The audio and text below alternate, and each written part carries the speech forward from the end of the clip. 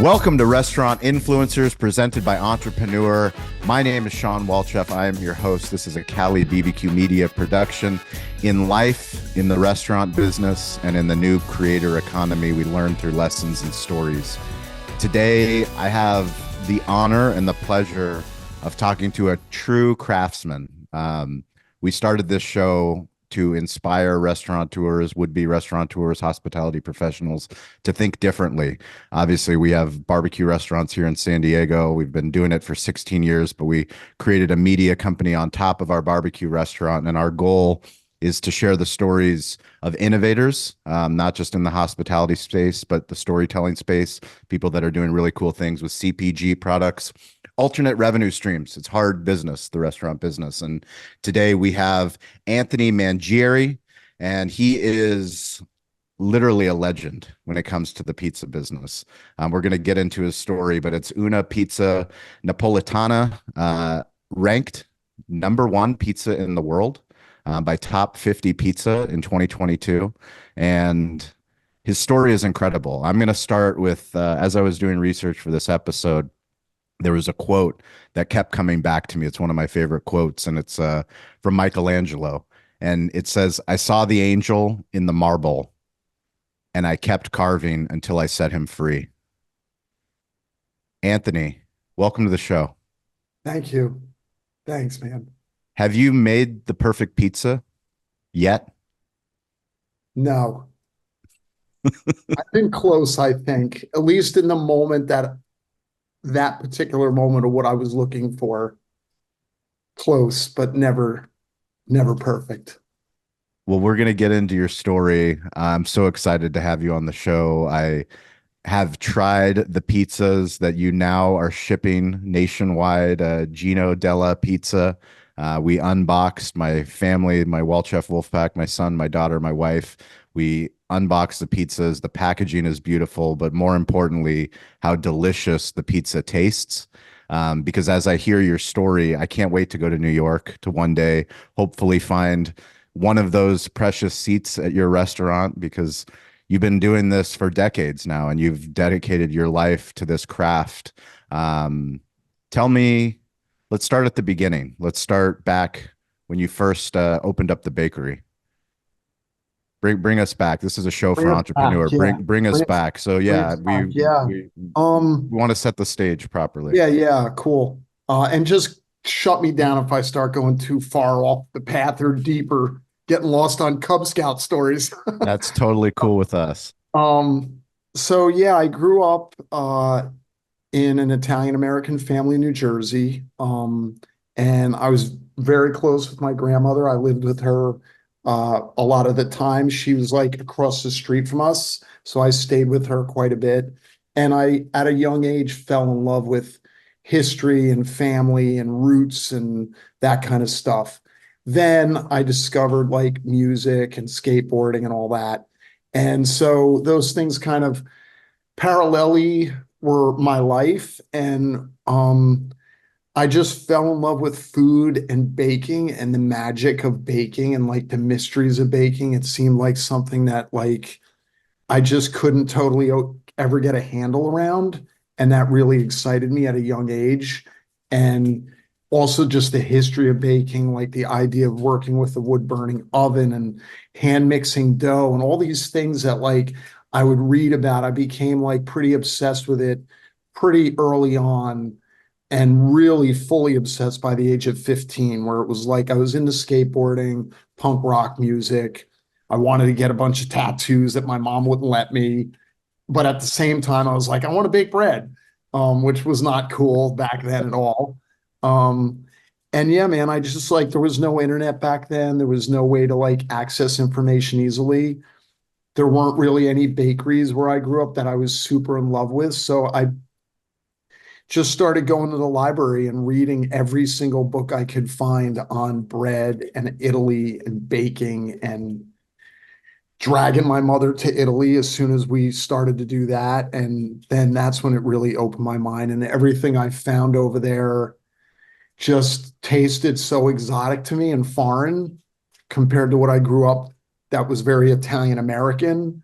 And then that really set me off on my path. And then I finally was able to open a tiny little bakery. I think I was like 21 years old when I opened that in New Jersey. My dad and mom helped me do that financially. I mean, it was a shoestring of a place. My dad and I built everything in there. We had a wood burning oven in the center of this room. And then we built a little wall to create like a front area where people could come in and buy the breads. I hand mixed everything. I didn't have a mixing machine.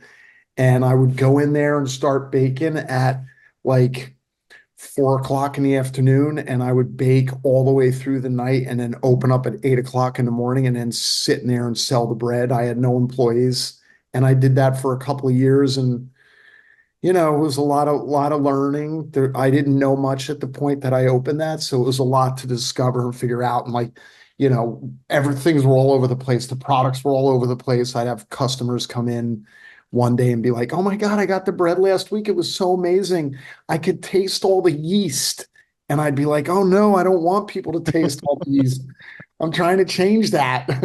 So but the cool thing back then is, you had this space to grow and figure things out because there wasn't that immediate like on social media. I went to this place, it sucks.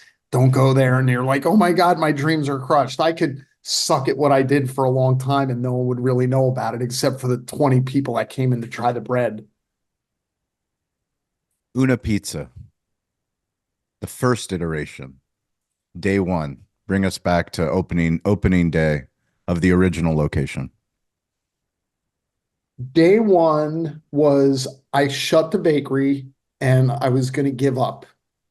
And I was going to get a job in Atlantic City. My dad worked in Atlantic City in the union, and I was going to go down there and get a job doing whatever. I was like, I don't care. I'll just be a janitor or whatever. I don't even care. I'm giving up. And I found this spot not too far from where I grew up near the beach. The rent was super cheap. I had saved a little bit of money. I had some of the equipment from the bakery. And this place was all tiled and stuff. Like it used to be like a Carvel, I think, ice cream shop. So it was like all tiled, yellow and white, and looked like an ice cream shop, but it was pretty big. And I was like, I'm gonna try it. I'm gonna give this because my dream when I opened the bakery already was to have a pizzeria, but that seemed like just too far of a concept for me at that point because I didn't understand like how would I be able to have like employees and get tables and have a public restroom. It just seemed, I mean, you have to think this all sounds so crazy now, but we're going back to like 1996 when I opened the first pizzeria. Excuse me. And so when I saw this spot, I was like, I'm going to go for it. And so I signed a lease. The guy that owned the building was from Calabria, and he was supportive of me going in there at first and like made it pretty easy. I didn't have like financials. I didn't have like anything to show him or like I have this much money in the bank. It was kind of like I got like 20 grand and some equipment that I can shove in here. Let's try it. Because I figured, you know what? I was like, man, if I don't try this, I'm never going to do it because I was already kind of giving up because the bakery killed me. It crushed me. I was young. It wasn't successful. It was successful in the sense that I figured out how to bake bread better than when I started, but people didn't get it. It was so far ahead of like when people understood like wood burning baked breads and thick crust and all that kind of stuff. So I was just like, I'm going to do it. I'm going to try this. It was my dream. I'm going to open the pizzeria and I'll give it a shot. And so that was it. And I did it. Where'd you come up with the name? Um, I made it up. I just kept trying to think of like something that meant what I thought I wanted to translate to people, which was this is a Neapolitan pizza. And again, now I don't really even connect with that, but it's been 30 years. So there's been hopefully some evolution in my work, my mind, the way I approach things. But then I did it so open-hearted and innocently. And I was like, man, there's nothing like what I tasted in Naples in America. I knew I could make it. I had experimented in the bakery with the wood burning oven and knew that like if I focused, I could pull this off. And so I wanted to come up with a name that was like just saying what it is. It wasn't like anything else. It's like be like opening a place and being like burgers. It was like, but imagine no one in America ever heard of a burger.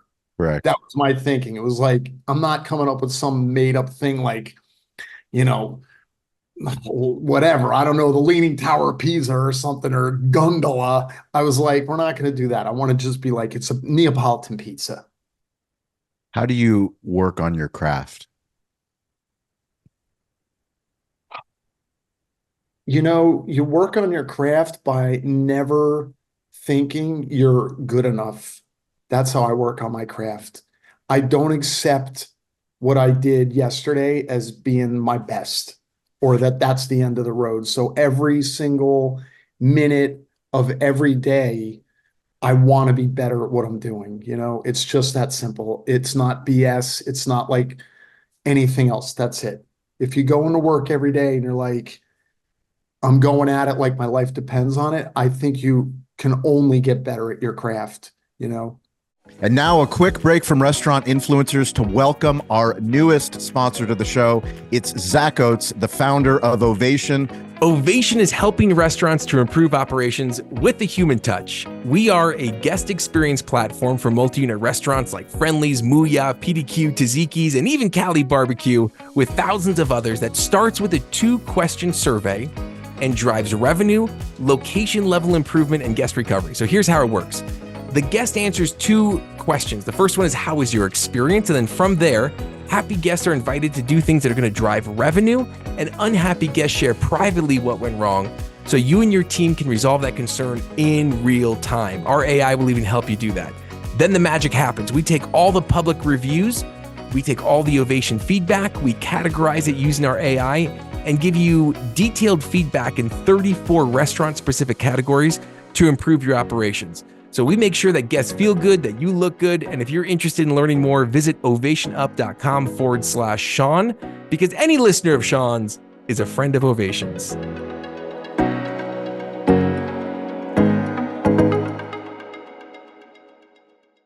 One of the things I love about your story is that, frequently on this show, we have restaurateurs that become successful, and our idea of success is multiple locations, multiple states, international brands. What you've been able to do is ignore the noise and really focus on the thing that you love and the thing that you're passionate about. And because of that focus, that immense obsession of your love, international press has come to you, international stories, accolades have come to you and your brand. How do you remain true to all that noise? I mean, I think obviously it's tricky sometimes because, the restaurant business is such a tough place to survive. I've had so many moments in my career where I've been in so much debt with credit cards and just trying to get through and figure out what in the hell am I doing? And then the thing is, the longer you stay in it, you're like, well, I'm not going to do anything. What else am I going to do? I'm like, whatever. At that point, you're like, I'm pretty much unemployable. So like, I'm going to keep figuring out how to do this somehow. And I guess I'll sleep in the restaurant if need be, which I've done. So, I mean, the noise is not always easy to keep out because sometimes you're like, man, I wish somebody would come and save me. I Yeah. wish some restaurant group would swoop in and see my value and offer me, $500,000 a year salary, and I'm not going to have to worry about all this crap anymore and finally be able to breathe and be a normal human being, or at least what I think normal people do. I don't know Yeah. what they really do. Um, but man, I don't know. Like for me, it's just I approach it almost like how I guess even an athlete would approach something. It's like, if you want to be really good at something, you need to put everything into it. You need to put the time into it. The grind is for real. There's just no way around it. Everyone else nowadays, I feel like, when I started out, being a cook was not cool. Yeah. Like I had tattoos for probably 8 years of my career. I wore long sleeves working in the pizzeria because back then, if people came in and saw you making food with tattoos, they were pretty much assuming that you probably were in prison and you're a total loser and you're not clean. So, you know, it just wasn't cool to be like tattooed and cooking. Somewhere along the way, from Food Network and all the other things, it became cool, which is good for us because we're able to have these successful lives now from that to some degree. But I think the downside of that is that it gets harder for younger people to keep the noise out because they go into it, they go to CIA or whatever they do, they get out, they win a James Beard Award in their first 6 months out, and boom, they're like, I'm opening 7 places, and you don't ever see them cooking again. They're just like in there. They become more of a businessman. And to me, I've always felt like, not for nothing, if you want to be a businessman, there's probably a lot better ways to make a living than being a cook. Like, become a lawyer. Like, business law is where the money's at, man, Yeah. not cooking. Not making pizza or anything else. Like, you know what I mean? Just go to business school, man. Learn how to become a banker. I don't know. Like, I love the approach when you talk about the athlete. I'm a huge fan of Kobe Bryant and the Mamba mentality. My yeah, grandfather was a Bulgarian that was an immigrant. He was born on a farm, and so much of what I do, not just in the barbecue side of our business, but the storytelling side of our business. You're so right. Is people see media, they see the show, they see the podcast, and like, oh, Sean, you have a show with Entrepreneur. You get to interview all these incredible, famous people. How do you do that? And well, for 5 years, no one listened to anything that I was doing, exactly. for 5 years. And like in the beginning, when we started making barbecue on the West Coast, everyone laughed at us and people still laugh at us and make fun of us. You put a post on Instagram recently on Pizza Day, and you said this is your 13,000th day consecutive at the craft, approximate. Yeah. Tell me about that commitment. Well, it's like we were just saying, I think it's just a continuation of that. I think, like, you know, people do see the good side. And honestly, that's great because, like, at the end of the day, for at least when you're coming into the space of like Una Pizza, it's about the hospitality and the experience. And I want to have people come in and see our gratitude, and we treat people with a lot of gratitude, and we're super grateful that we're busy, and we give all the love to it. But they don't see, and we don't need them to see. But if we're going to talk about it as a business and a way of approaching things behind the scenes, like Kobe Bryant, all these people, like, you don't get there without pushing yourself to the limits. It's just that simple. That's the secret to everything. And I think that's the case in any field. You know, I just think if you're going to go into it, why not go into it with the idea of like, I want to really understand everything in my space and really become an expert at everything in my space. And it's, don't approach it like a concept, approach it more like a life's work. I think that's really where you switch that mentality. It's not, this is my new concept. And you know what, man, at the end of the day, it's like, I don't care. People do all that other stuff. It's great. I love a lot of those restaurants. I eat in a lot of them. But for me personally, my mentality is, this is a life's work, and I'm going to be doing this until I drop dead in one form or another. Hopefully, I can be in a safe financial place, and I can do it in a way that I'm not like, I got to make this many pizzas or I'm not going to pay the bills. That's the goal. But, you know, this is a life's work. This is like, you know, the same approach, like, you know, my dad was an electrician. It's like these people were mechanics, they were welders, they were electricians, they were jazz musicians, whatever they were. This is what you did for a living, you know, and that's it. And sometimes people are successful at it and understand how to navigate that world that they're in better than others, or maybe they just are a harder worker, or they put more of a grind into it and they get more successful. But I think if you always come back and center yourself in what is the purpose of what you're doing. And if your purpose is to have 20 restaurants and not really cook, then great. And that's a different thing then, you know, no ill will towards that. But for us, that's not our path. You share for the audience that doesn't know, what are your hours of operation? My hour. So before I say it, because every time I say this, people are like, oh my God, you got the life, man. I'm like, all right, first of all, so I'm going to set this up first. Set the stage. I will, because I can't stand when people are like, oh, they're always like fist pumping. They're like, yeah, Yeah. you figured it out. I'm like, no, you're fist pumping me, but you're driving like a really nice car and you Yeah. go into a restaurant for an hour every night. That's the difference here. Like I'm in there from when we start in the morning until we close. So first of all, I was open 6 days a week pre-COVID.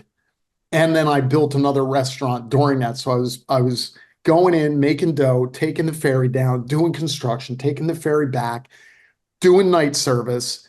And I did this 6 days a week. And then on my day off, I did construction only. Then I opened this other restaurant 2 weeks before COVID. I shut the one down in the city and I focused on takeout at the one in New Jersey for 2 years. Super successful, lots of love in New Jersey. They really supported it. Knowing that I had to come back and reopen this, and this is where I needed to be, and where I just need to be for what I do for now. But I said to myself, man, if I come back and I have no investors, I own this restaurant completely independently. I don't answer to anybody. I don't owe anybody anything. It's all me. But I said to myself, when I reopen this place, there's no way in hell I'm going back to 6 days a week. I'm 52 years old. I'm going to drop dead if I do that. Or I can do it and not be there. So I made a scary decision and I was like, you know what? I'm going to open 3 days a week and see what happens, which is what I did when I very, very first started in New Jersey. But at that time, I was living at home and didn't have a car. So there wasn't too much of a consequence if it didn't work out. I mean, it was like I'm mountain biking the other days and hanging out with my friends. It doesn't matter. But like I was like, I'm going to go all the way back to the way it started, and I am never going to have this restaurant open unless I am there and I'm making every single dough ball served. And I'm never going to change that. And that's because I want to give people every ounce of my soul to this place. So yes, we're open 3 days a week. We're open Thursday, Friday, and Saturday. We open at 5 until we sell out. But I'm in there by 9 a.m. and I leave at midnight. And that's 3 days in a row. And I'm usually in there on Wednesday doing some prep and stuff. And then I have my other company that I'm the CEO of and founder, which is a second full-time job. Which is what? Genio Della Pizza, the frozen pizza. Tell us about the CPG Yeah, business. yeah. So this was something that honestly, man, a friend of mine and I talked about probably 15 years ago when I was in California. And I really had always wondered, is there something that I can do outside of what I do? Which is obviously a lot of chefs come to this point in their career where they're like, is there a way to make money? I have a lot of friends that are tattoo artists or other kind of things where it's like every single thing you do is coming from your hands. So if I do this, I get $20, $20, $20, $20. And you're like, okay, so eventually where are we going? Yeah. If you really want to be involved in everything like I do. So I had thought canned tomatoes, olive oil, all these things that I love and that I use a lot, but ultimately landed on frozen pizza because it seemed like if that was going to be something that I stepped into that world with, one, because I'd never had partnered with anyone. I've never been an ambassador for anybody. I say no to pretty much everything. I've never been paid by anybody to rep anything, like nothing. It's like, if I do this, it should be the thing that if it works, it's going to be the most impactful. Yeah. One, and two, if it works, it's going to have the potential biggest payout on the back end. Because my thinking when we finally did start this, which was 3 years ago plus and launched a year ago and this past February, it was 2 years of R&D to get it to where I wanted it to be. But the idea was, if I can do it, it should be something that could eventually create that safety net that I've always dreamt could be possible without having to sell out what I do. So that was like the plan. Like, if I did this and it works and I'm proud of it, which obviously I had to be proud. I had to make sure I was all in, that the pizza was as good as it could be, which I feel like it is, then, here's where we are with it. And then, hopefully this allows me to always continue the Una journey where Una is its own separate little jewel box instead of being like, I had to open 4 more locations. Yep. And then you go in this other one in some other town and you're like, it's not that great. So to me, it felt like such a big risk to walk away from almost 30 years of this one location being so special and risking diluting it, it seemed like a better idea to create this other thing that's like, here's this other product that I make, and it doesn't, neither one takes away from either one. Listening to your story, I'm reminded. Recently I interviewed Jesse Ito, who's a chef, omakase chef in Philly, and he's just absolutely crushing it. But if he's not there for service, there is no service, and Same. it's and Yeah. it's just so counterintuitive to everything that we see, in the business space, the entrepreneurial space. It's how can you scale it? And what you've done is so beautiful because you've figured out a way to scale on the side of the CPG side, where, like I said, I got to feel the love of your pizza, of your brand in my home, all the way here on the West Coast, all the way in San Diego. And I think that's something that's really cool. It's really cool. And it's a testament to how much work and effort you put in. Because just having spoken to you, having done the research on you, like, there's no way you were going to let any pizza with your name attached to it travel anywhere on earth if it wasn't going to be the quality standard that you cared about. Yeah, no, I appreciate that. Yeah, I mean, no, it was a lot of like soul searching, I mean, I I take everything I do very seriously when it comes to work.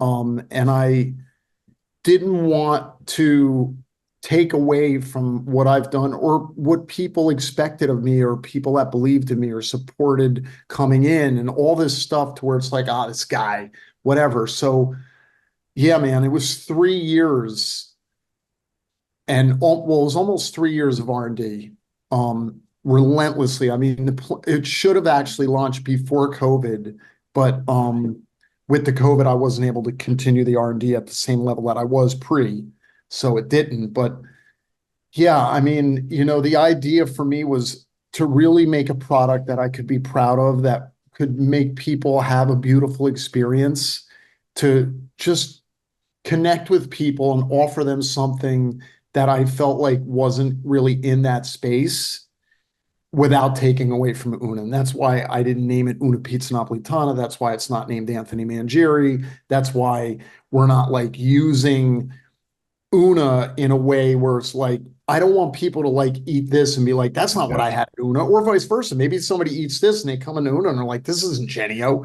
So I Mhm. wanted both brands to stand on their own, to build on their own, and both of them have all my love and attention. I've essentially approached Genio as if it's just Una, but in a massive scale, because we can make like 50,000 pizzas in one day, as opposed to I make like 150. So every time I do a production run, I'm there in the facility driving everyone nuts. I run around and it's a lot, man. I mean, it's honestly, tough business. It's a What have tough. you learned? What advice would you give if you had another chef or restaurant owner that came up to you and said, what did you learn? What would you do differently going back, knowing what you know now? Um, I don't know what I would do differently, but I would say to them, make sure if you're going to get into it, that you really truly create a product that you're proud of and just focus on it. Like, give it all your love, like as if you're opening your first restaurant. Because I feel like you don't have a second chance with this stuff. It's very similar to me, like the opening of a restaurant. That first couple weeks when you're open, you should like kind of know what's up and know what you're doing and have a lot of the kinks worked out, especially if you're further on in your career. So I approached Genio the same way. I was like, this thing is not ever being seen by anyone until the box is cool, Yeah. until everything is lined up right, until the pizza's as far as I can push it. And the pizza's as far as I can push it right now. My goal and hope is that I can keep pushing it further and keep pushing it further. But there's a lot of restrictions when you're working at a scale that like you don't have when it's just you and you're in your restaurant. So I would just say that's my best advice. Don't listen to the noise again, even that. There's as much noise right now in CPG as in restaurants. I mean, the CPG market is out of control. It's exploded. And also, I think a lot of people are getting a pretty quick lesson in that it's not the restaurant world. And a lot of the people that you're going to deal with don't give a damn about food. So it's not like when you're in a restaurant and you're like, here's this beautiful dish I made, and a customer eats it and they're like, oh my God, this is amazing. And they pay you for it and they leave, and that's the end of the transaction. This is like 20 middlemen in between when you started it and the final customer eats it. And guess Yes. what? Those 20 people, you'll be lucky if two of them even give a damn about food. It's commodities, it's numbers, it's promos, it's ads. It's really a cutthroat business. And a lot of chefs that are getting into this, I think, are finding out pretty quick that it's tough, a tough space to live in and very tough to survive. How You do you got to how do you really go. how do you find the right partners? Partners in which side of it? In The the production? CPG, yeah, the production The side. production? Man, I mean, again, like I think you need to really vet everybody, and I would say make sure that they're people that are like-minded and that you can grow with. I think one thing that I did purposefully and was my goal, and which also unfortunately made that R&D time a little slower, was I wanted to make sure that once we launched it, if we were fortunate enough for people to like it, I was ready to scale it. It wasn't like I launched it and I sent it to you and you're like, dude, I love this. Where can I get it? And I'm like, well, we're making like 100 a week in the restaurant and flash freezing them in the back room. Yeah. I wanted it to be like, you love it and you're like the buyer at Whole Foods and you're like, I want to take it nationally. I'm like, okay, fine, no problem. Because what you're tasting now is our pizza at its worst. Yeah. It's never going to be below where you're getting it. So you're already experiencing what we actually will be selling to the public. It's not like here's this thing that's not really what's going to end up in the food stores. It's like here's this thing that is actually the product. This is it. And it may even be better in 6 months or a year, but this is where we're at now. And there's no limits on our scalability. So I would say if you're going to do a CPG, build it out from day one to scale. Don't backpedal it and get it out there and then have to go and find a co-packer who's going to drive you nuts because you're going to have this beautiful created product that you made in your restaurant kitchen with your own hands. And then you're going to be like, but they don't get it. Like you should just go from day one being like, I'm building a product that's scalable. Otherwise, why get into CPG? Just do it at the restaurant. The idea of CPG is how do you get something out to the masses outside of your little world that you're living in, and hopefully do it in a way that's impactful, meaningful, and touches people when they experience whatever you created. I think the magic in what you just said is this is the pizza at its worst. And the difference between what you sell in the CPG space and everybody else is they think it's done. You don't think it's Exactly. done. I You hope will it's not continue done. to iterate on that pizza that is in that box. I You will will. I continue will. I will. I will. I really, relentlessly. I hope so. I mean, I think that that's the least we can do for the public and the customers. I mean, again, it goes back to, I think one of the things that is beautiful with chefs entering the CPG space, and one of the things that's not beautiful that already exists in the CPG space and these legacy brands that you're just never, you're effed trying to compete with, like across the board. Like there's just no, you're like this next to them. Mhm. But the thing that we have, chefs, is that we actually care, one, about food, two, about hospitality. Yeah. And these CPG companies don't know anything about hospitality and they don't know anything about food. So I think that's where we come in and it's like, yeah, we don't have much, but we have this knowledge that you guys don't have. And if you keep banging and banging, I feel like there can be a disruption in that space, slowly chipping away. Because ultimately, what you're trying to do is get a product out into the hands of people who aren't coming into your space. But if you can do that with the same mentality as hospitality and really have like a love going out and a true commitment to innovating and making your product better and better, like you were saying, you're already like beyond like a Nestle. You're already beyond Yeah. like these DiGiorno brands and everybody else because like I don't think they're sitting in their office being like, They're man, not. this whatever crap they're making, this thing has got to be better. They're like, this thing has got to cost us a half a cent less, you know? That's exactly right. So like, that's the only thing we can bring, because otherwise we have nothing. What are we bringing? Like, what's the point? Yeah. There's no point.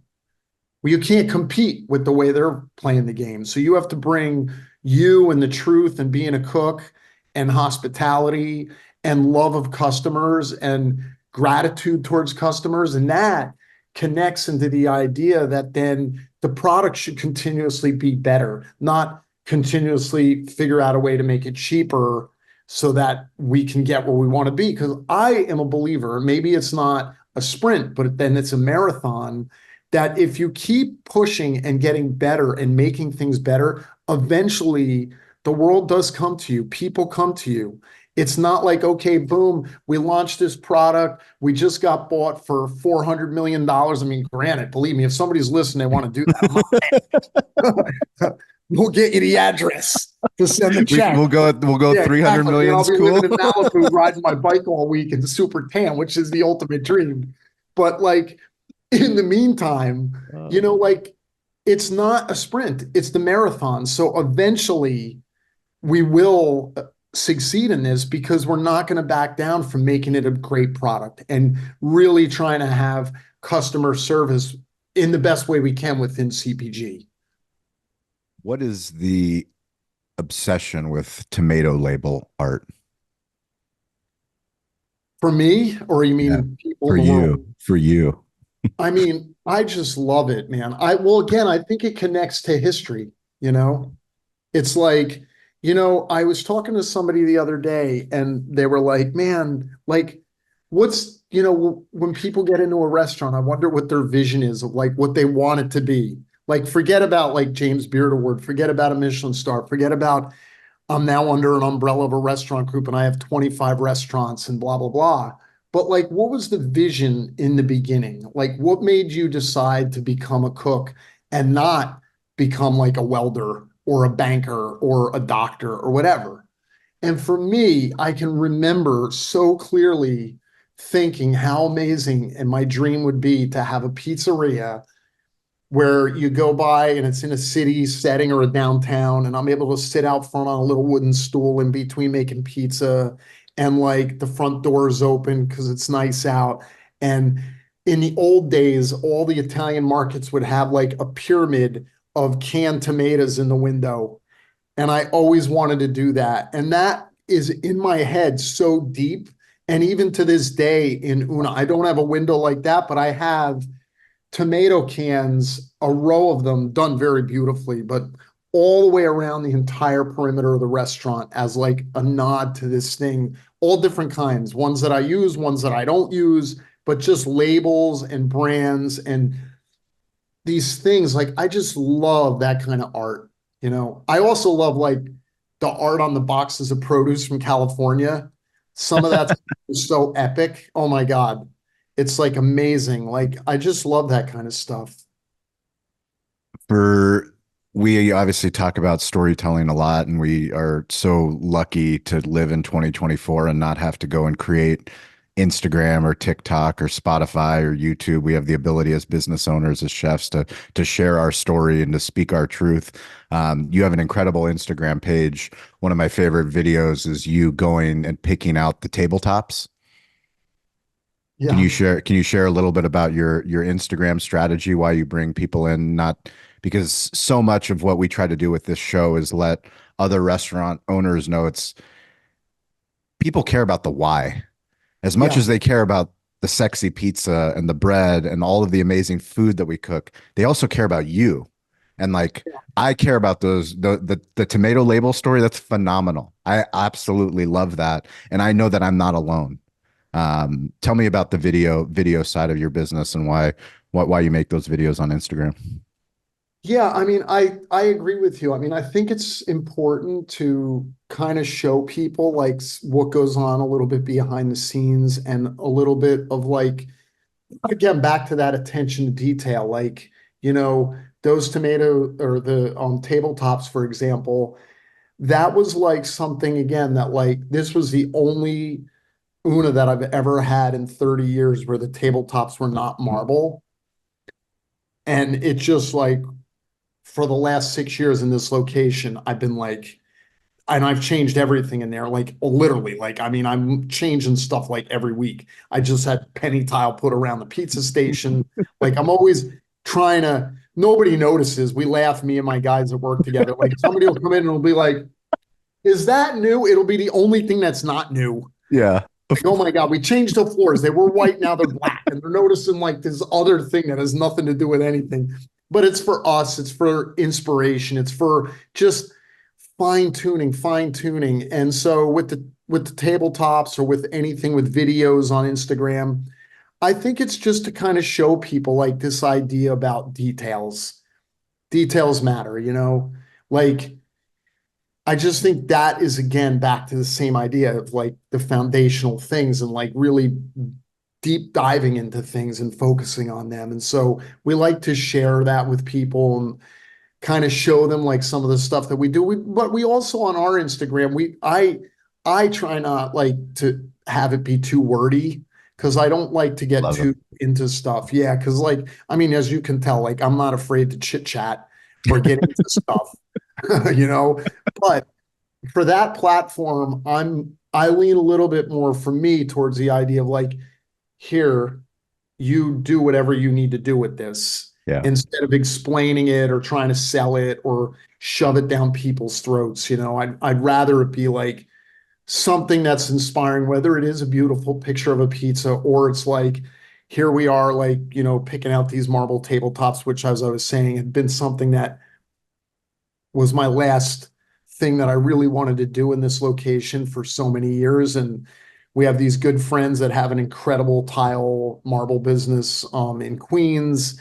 And finally, we were like, we're going to do it. So we went over there and we went to the marble yard and picked out, I looked at like slabs of marble and decided what parts of the tables we would want to be cut and like all this stuff to really, again, just be like, this matters. Like this little detail matters. Like everything in my place is very personal. You know, all the art on the walls is from friends of mine.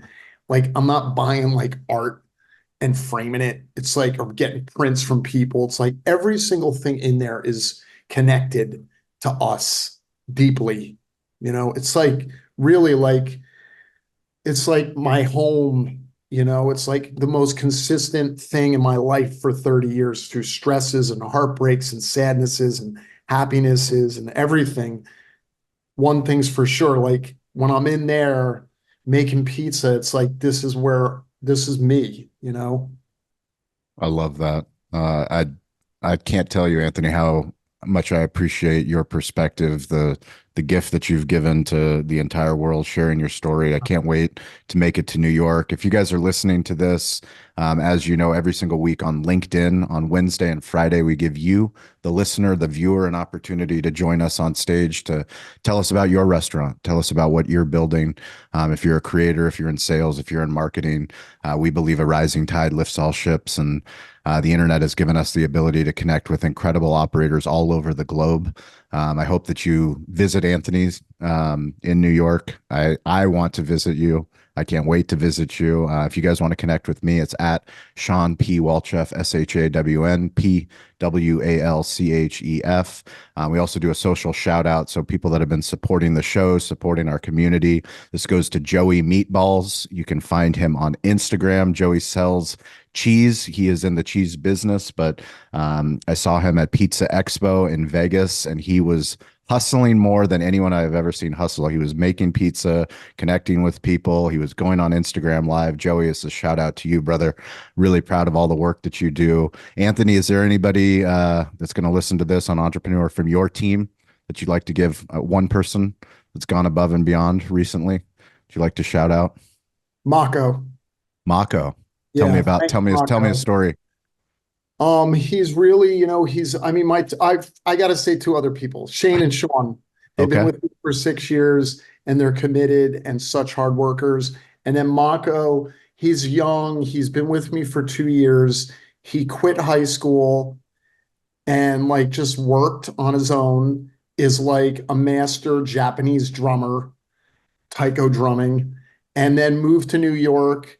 I think he started working for me probably before he was even 21 as a server, and he has really grown and stepped into like an amazing role as a project manager for me and just a kind of an all-around help. So very impressive to see him growing and continue to like expand his horizons. So I think for all of us at the team, he's been really awesome the last year. That's awesome. And do you ever go on vacation? Yeah. I mean, well, I go to Italy. You go 4-day vacation, 3-day I go to Italy vacation? for 4 days, a lot. No, I try to take a vacation. I'm really the last couple months, Christina, my girlfriend, and my daughter, and everybody is, and even Mako, everyone at the restaurant is like, you need to figure out a little balance because I used to be a lot better at it, but like with Genio, it's like I'm really, really like burning it at both ends right now because they're both so important. But I'm trying to get better at it and focusing a little bit more, you know. Well, if you ever make it to the West Coast and you make it to San Diego, we would love to host you and show you the craft of Cali barbecue, what my pit masters do, cooking ribs, cooking brisket. And that goes for anybody that's listening to this show. But that's how we build community. Is we break bread with one another. Love to have you. Love to host you. And I'm truly grateful to Toast, our technology partner, the sponsor of this show, because I mean, if they didn't believe in this show, I wouldn't be able to have awesome conversations like this. I mean, I know that I'm doing what I'm supposed to be doing when I get to sit down and spend some time with you. Awesome. And I will be there. I can't wait. Thanks. Appreciate you guys. Stay curious, get involved. Don't be afraid to ask for help. We'll catch you guys next week. Thank you for listening to Restaurant Influencers. If you want to get in touch with me, I am weirdly available at Shawn P. Walchef, ShawnPwalchef. Cali Barbecue Media has other shows. You can check out Digital Hospitality. We've been doing that show since 2017. We also just launched a show, season 2, Family Style, on YouTube with Toast. And if you are a restaurant brand or a hospitality brand and you're looking to launch your own show, Cali Barbecue Media can help you. Recently, we just launched Room for Seconds with Greg Majewski. It is an incredible insight into leadership, into hospitality, into enterprise restaurants and franchisee relationships. Take a look at Room for Seconds. And if you're ready to start a show, reach out to us, betheshow.media. We can't wait to work with you.